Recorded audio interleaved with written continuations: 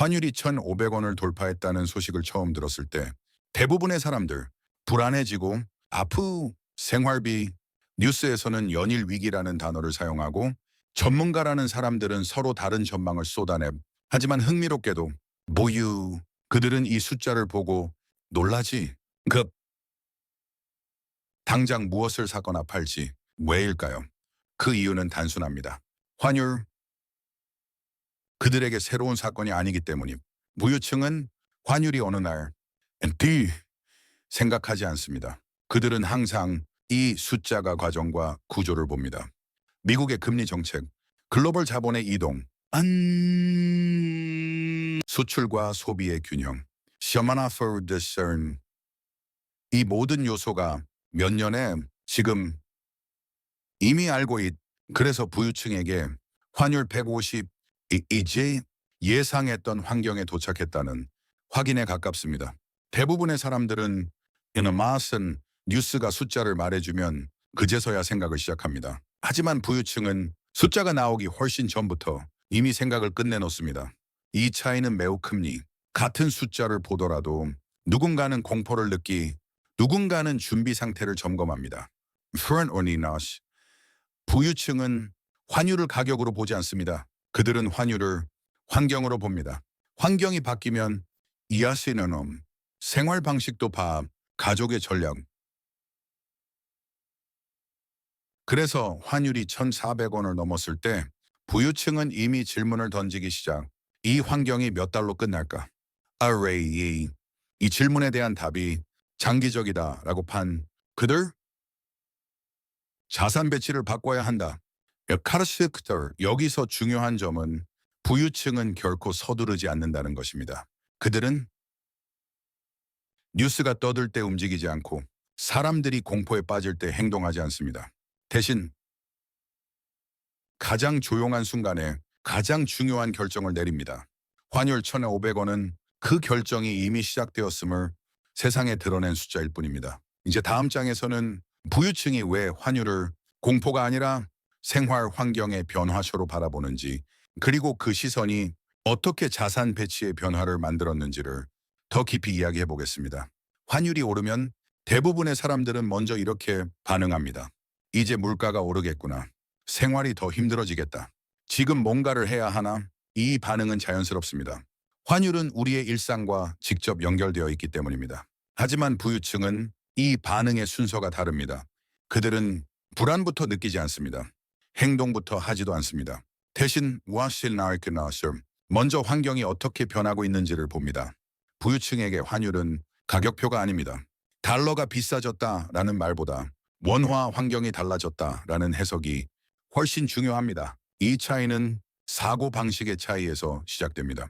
대중은 늘 환율을 단기적인 사건으로 봅니다. 하지만 부유층은 환율을 장기적인 흐름의 결과로 봅니다. 그래서 그들은 이렇게 질문합니다. 이 환율은 일시적인가? 아니면 환율이 1,500원까지 올라왔다는 것은 지금의 경제 환경은 이전과 다른 규칙으로 움직이기 시작했다. 이 순간부터 부유층의 사고는 개별 자산이 전체 예를 들어 환율이 이렇게 이는 것 국내 점점 약해. 부유층은 이 지점에 소비산업 원화 다시 점검. 이것은 패닉이 아닌 아주 차분한 환경점. 또 하나 중요한 점은 환율 상승이 단순히 글로벌 자본은 더예 회나스 보이니나스 부유층은 뉴스 왜냐하면 그들은 이미 여러 자산과 경험. 그래서 환율이 1,500원을 넘을 때 부유층은 한국이 위험하다. 대신 이렇게 한국의 역할이 이전과 달라지고 있다. 이 말은 매우 중요합니다. 부유층은 국가를 감정으로 보지 않습니다. 그들은 국가를 하나의 환경 단위로 봅니다. 그리고 환경이 변하면 그 안에서의 위치와 역할을 조정해야 한다고 생각합니다. 이때 자주 등장하는 오해가 있습니다. 부유층은 위기가 오면 모두 해외로 도망간다. 이 생각은 사실과 다릅니다. 프리유와 키나와 이 부유층은 도망치지 않습니다. 그들은 분산합니다. 모든 것을 한 곳에 두지 않는 것. 이것이 그들의 기본 원칙입니다. 환율이 오를수록 무유층은 한 국가, 한 통화, 한 시장에 의존하고 있는 구조를 불안하게 봅니다. 그래서 자산 배치를 바꾸는 것입니다. 이 변화는 눈에 띄지 않습니다. 신문에 나오지도 않고 사람들의 대화 속에 오르내리지도 않습니다. 아주 조용히, 아주 천천히, 하지만 되돌릴 수 없게 진행됩니다. 부유층은 환율을 보고 무언가를 결정하지 않습니다. 이미 결정을 내려두었고 환율은 그 결정이 옳았는지를 확인해주는 하나의 지표일 뿐입니다. 이것이 무유층이 환율을 공포로 보지 않는 이유입니다. 공포는 준비되지 않았을 때 생기고 부유층은 항상 준비를 먼저 하기 때문입니다. 다음 장에서는 이러한 환경인식이 구체적으로 어떤 자산 배치 변화로 이어지고 있는지를 더 자세히 이야기해 보겠습니다. 환율이 1,500원을 넘어서면 많은 사람들은 이렇게 묻습니다. 지금 뭘 사야 하나요? 어떤 자산이 오를까요? 하지만 부유층은 이 질문 자체를 거의 하지 않습니다. 그들은 무엇을 살지보다 무엇을 덜어낼지를 먼저 생각합니다. 자산 배치는 추가의 문제가 아니라 정리의 문제이기 때문입니다. 부유층에게 자산 배치는 언제나 구조적인 판단입니다. 환율이 오르는 환경에서 가장 먼저 점검하는 것은 이 자산이 어떤 통화에 묶여 있는가입니다. 그래서 가장 먼저 줄어드는 것은 의외로 위험 자산이 아닙니다. 대부분의 사람들은 부유층이 위기 때 주식이나 고위험 자산을 먼저 팔 것이라고 생각합니다. 하지만 실제로는 다릅니다. 부유층이 먼저 줄이는 것은 원화에 깊이 묶여 있는 자산입니다. 예를 들면 원화 기준으로 고정된 수익을 주는 자산, 국내 소비에만 의존하는 사업 지분, 환율 변동에 대응할 수 없는 구조의 자산입니다. 겉보기에는 안정적이지만 환경이 바뀌면 가장 먼저 균열이 생길 수 있는 것들입니다. 부유층은 이런 자산을 급하게 팔지 않습니다. 조금씩 눈에 띄지 않게 시간을 두고 줄입니다. 이 과정에서 중요한 것은 가격이 아닙니다. 그들은 지금이 고점인가 저점인가 보다 이 자산이 다음 환경에서도 역할을 할 수 있는가를 봅니다. 펀민, 역할을 잃은 자산은 수익이 나고 있어도 정리 대상이 됩니다. 반대로 그나스와 부유층이 늘리는 자산은 아주 분명한 특징을 가지고 있습니다. 첫째, 통화가 분산된 자산입니다. 하나의 통화에 모든 가치가 묶여 있지 않은 자산. 환율 변화에 따라 자연스럽게 균형이 맞춰지는 구조를 선호합니다. 둘째, 지역이 분산된 자산입니다. 한 국가의 경제 상황이 전체 자산에 치명적인 영향을 주지 않도록 설계된 구조입니다. 이때 중요한 점은 부유층이 해외 자산을 늘린다고 해서 한국을 떠난다는 의미는 아니라는 것입니다. 그들은 한국을 버리지 않습니다. 다만 한국만으로는 충분하지 않다고 판단할 뿐입니다. 셋째, 시간을 견딜 수 있는 자산입니다. 부유층은 단기 수익보다 10년, 20년을 버틸 수 있는 구조를 봅니다. 환율이 오를수록 당위 변동성은 커지지만 장기 구조는 더 분명해지기 때문입니다. 그래서 이 시기에 부유층은 유행하는 자산보다 지루해 보이는 자산을 선호합니다. 이 자산들은 뉴스에 잘 나오지 않고 대화의 중심에도 서지 않습니다. 하지만 환경이 바뀔수록 더 단단해지는 특징을 가지고 있습니다. 또 하나 중요한 변화는 현금에 대한 태도입니다. 대중은 위기가 오면 현금을 최고로 안전한 자산이라고 생각합니다. 하지만 부유층에게 현금은 자산이 아니라 도구에 가깝습니다. 환율이 오르는 환경에서 현금을 많이 들고 있는 것은 기회가 아니라 기회비용일 수 있습니다. 그래서 부유층은 현금을 언제든지 움직일 수 있는 형태로 유지하되 장기간 묶어두지는 않습니다. 이 모든 변화는 아주 조용하게 이루어집니다. 누군가에게 설명할 필요도 없고 공개할 이유도 없습니다. 부유층의 자산 배치는 항상 남들이 눈치채기 전에 이미 끝나 있는 경우가 많습니다. 환율 1,500원은 이 변화가 표면 위로 드러난 하나의 숫자일 뿐입니다. 다음 장에서는 이러한 자산 배치 변화가 어떻게 부유층의 일상과 삶의 방식까지 바꾸고 있는지를 조금 더 가까이에서 이야기해 보겠습니다. 자산 배치가 바뀌면 숫자만 변하는 것이 아닙니다. 부유층에게 자산은 단순한 돈의 묶음이 아니라 삶을 지탱하는 구조이기 때문입니다. 그래서 환율이 1,500원을 넘어 경제 환경이 달라졌다고 판단하는 순간 부유층의 변화는 자산 목록에서 끝나지 않습니다. 그 변화는 일상으로 스며들고 가족의 선택으로 이어지며 삶의 방향까지 조용히 바꿔놓습니다.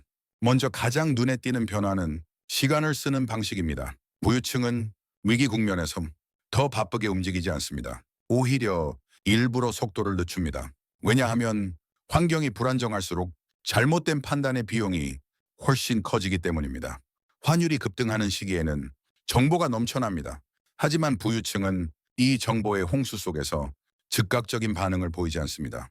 대신 버스웨이 데이움, 자신이 이미 세워놓은 생활 구조와 자산 구조가 이 환경에서도 안정적인지를 차분히 점검합니다. 이 과정에서 일상의 선택도 달라집니다. 예를 들어 부유층은 큰 소비를 서두르지 않습니다. 자동차를 바꾸거나 부동산을 급하게 매입하거나 눈에 띄는 소비를 늘리는 일은 오히려 줄어듭니다. 이것은 불안해서가 아닙니다.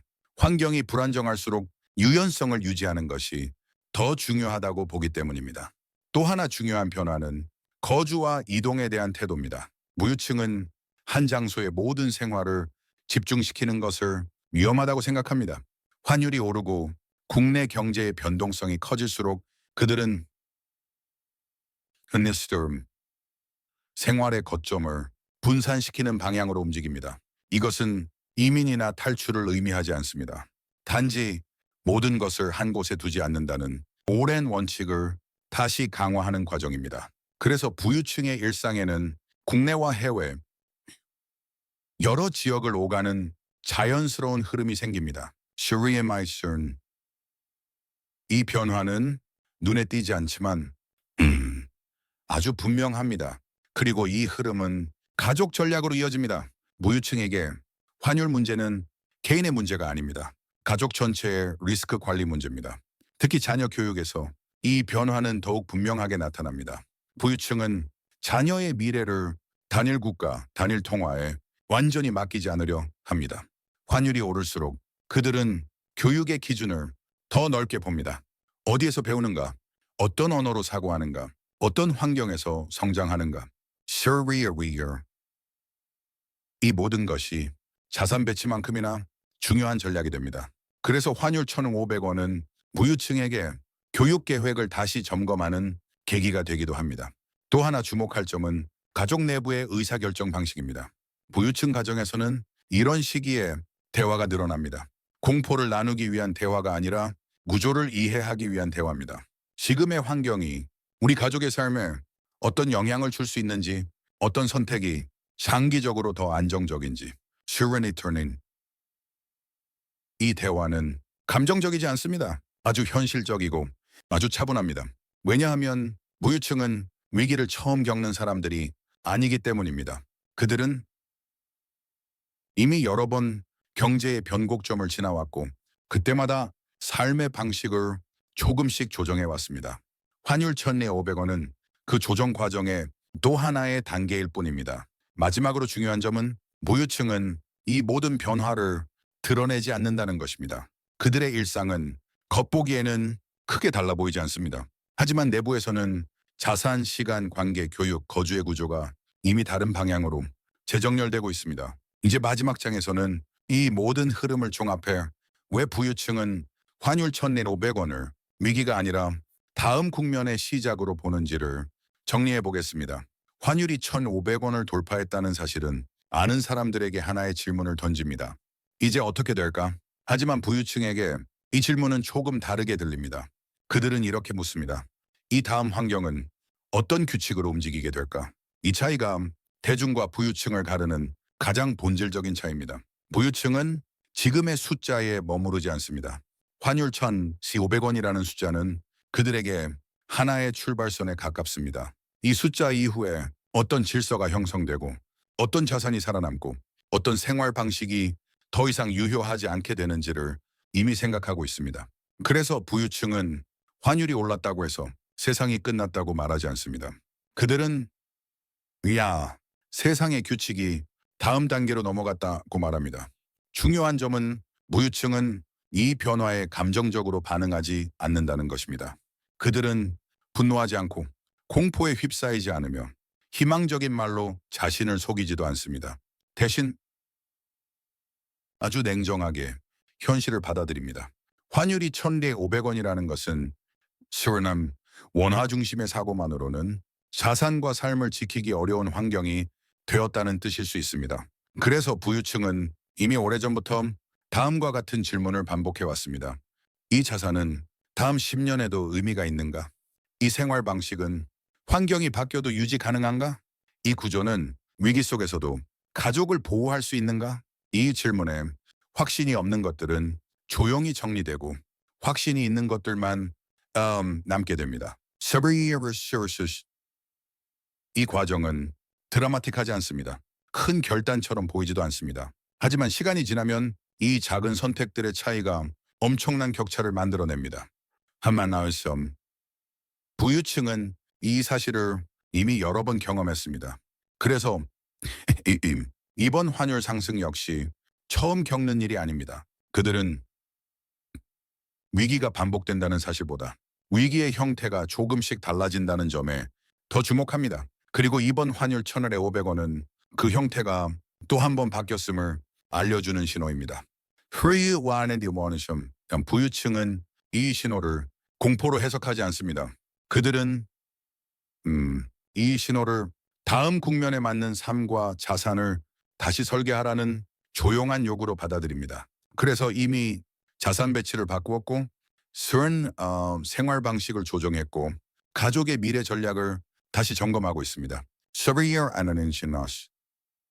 이 모든 과정은 아주 조용히 진행됩니다. 사람들이 뉴스에 집중할 때 무유층은 자신의 구조를 점검합니다. 사람들이 누군가의 전망을 믿고 싶어 할때